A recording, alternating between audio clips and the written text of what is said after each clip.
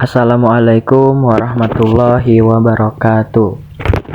Halo teman-teman semuanya. Di sini saya akan membuat video tentang penggunaan bahasa baku dalam kehidupan sehari-hari. Sebelumnya izin memperkenalkan diri. Nama saya Muhammad Arifin dengan NIM 66622502222. Saya dari kelas 1I jurusan Ilmu Komunikasi. Di sini saya akan membuat sebuah project video untuk memenuhi UTS Bahasa Indonesia. Topik pilihan yang saya ambil adalah bahasa baku di media sosial. Nah, di sini saya akan menjelaskan terlebih dahulu apa itu bahasa baku. Bahasa baku adalah bahasa yang sudah memenuhi aturan atau kaidah yang berlaku. Bahasa baku itu biasanya digunakan dalam situasi resmi, baik dalam tulisan maupun lisan, dan berasal dari Kamus Besar Bahasa Indonesia atau KBBI, dan sesuai dengan kaidah dan ejaan yang berlaku. Jadi di sini maksudnya itu kata-kata tersebut itu merupakan kata-kata yang penulisan dan pengucapannya itu mengikuti kaidah bahasa Indonesia yang baik dan juga benar. Sementara di pengertian bahasa tidak baku itu adalah bahasa tidak baku adalah kata atau kalimat yang tidak sesuai dengan kaidah bahasa Indonesia yang resmi dan telah ditetapkan dalam Kamus Besar Bahasa Indonesia.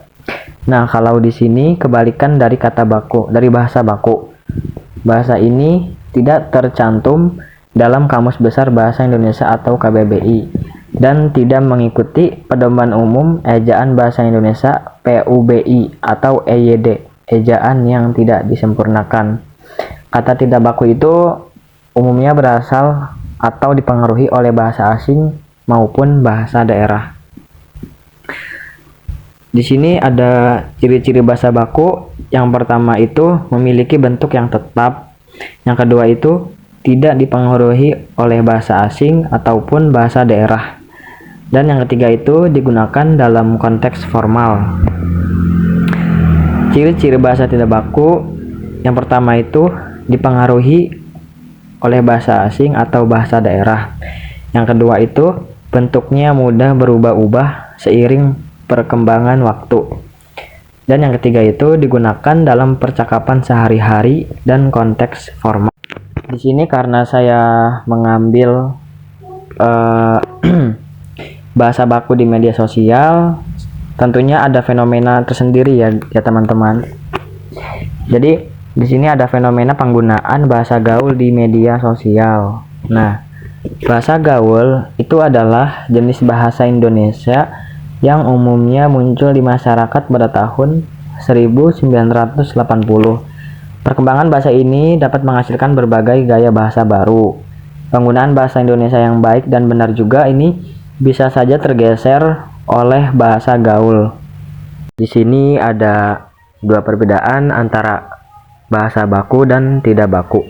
Di bahasa tidak baku itu ada kezel. Nah, kezel ini merupakan bentuk kata tidak baku karena kata ini berasal dari bahasa gaul atau percakapan sehari-hari. Sedangkan bentuk penggunaan bahasa bakunya itu adalah kesal. Bentuk kesal ini itu merupakan bentuk yang benar menurut kaidah bahasa Indonesia atau KBBI.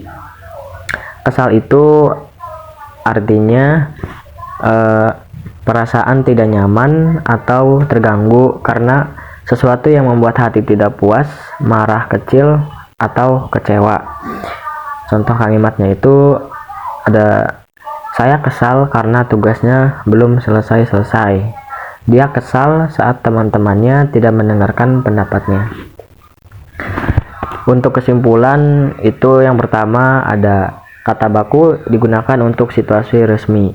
Artinya kata baku itu harus dipakai dalam konteks yang formal seperti di sekolah, surat resmi, karya ilmiah, pidato, atau ujian.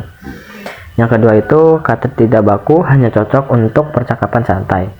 Maksudnya itu kata tidak baku biasanya digunakan saat berbicara dengan teman, keluarga, atau di media sosial. Yang ketiga, biasakan menggunakan kata baku agar bahasa kita lebih rapih dan benar.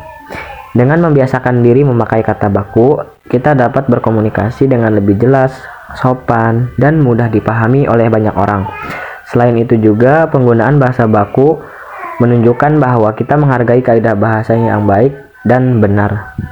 Cukup sekian dari saya, kurang lebihnya mohon maaf. Wabillahi taufiq wal hidayah. Wassalamualaikum warahmatullahi wabarakatuh.